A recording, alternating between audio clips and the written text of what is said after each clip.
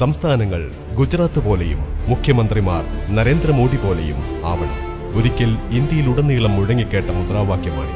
എന്നാൽ അച്ഛാ ദിൻ പ്രതീക്ഷിച്ച് വോട്ട് ചെയ്ത ജനങ്ങൾക്ക് കിട്ടിയതാകട്ടെ ആസൂത്രണ കമ്മീഷൻ പിരിച്ചുവിട്ട് പഞ്ചവത്സര പദ്ധതികൾ തകർത്ത് ജനക്ഷേമ പദ്ധതികളെല്ലാം ഇല്ലാതാക്കി തൊഴിൽ നിയമങ്ങൾ പൊളിച്ചെഴുതി സാധാരണക്കാരന്റെ വികസന സ്വപ്നങ്ങൾ പാടെ തകർത്ത് മണ്ണും വെള്ളവും വായുവുമെല്ലാം കോർപ്പറേറ്റുകൾക്ക് തീരെഴുതി നൽകി 50 പൈസയ്ക്ക് ലഭിക്കേണ്ട മരുന്നുകൾ പോലും 5-10 മടങ്ങ് അധിക വിലയ്ക്ക് വാങ്ങേണ്ടി വന്നു. ട്രെയിൻ യാത്രാ നിരക്ക് കൂട്ടി.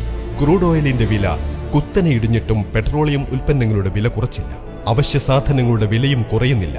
മറുപക്ഷത്താകട്ടെ ഫാഷിസ്റ്റുകൾ അധികാരത്തിലെത്തിയതോടെ സോഷ്യലിസം ഇല്ലാതാകുന്നു.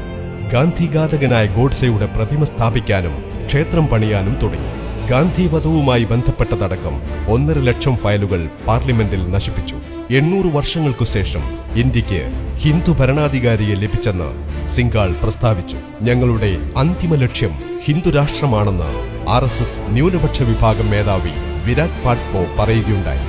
ഗോഡ്സെയും ഗാന്ധിയും മഹാന്മാരെന്ന് സാക്ഷി മഹാരാജ്. ഇനി ഗാന്ധി പ്രതിയും ഗോഡ്സെ വീരപുരുഷനുമാവും. മോഹൻ ഭഗവതിന്റെ ലൈവ് പരിപാടി. ഭരണഘടനയുടെ ആമുഖം മാറ്റണമെന്ന് പ്രസ്താവന.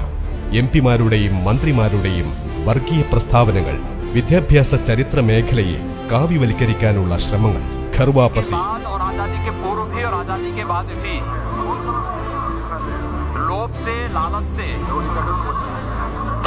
ഇങ്ങനെ ഹിന്ദു രാഷ്ട്രമാക്കാനുള്ള സജീവ ശ്രമങ്ങൾ നടക്കുകയാണ്.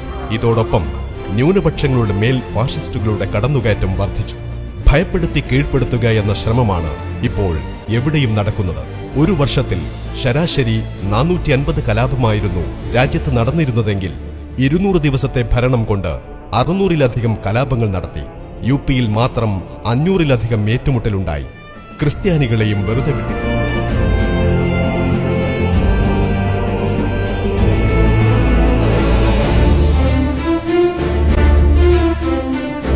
ഈ അവസ്ഥയിൽ ഈ മൗനം അപകടമാണ്.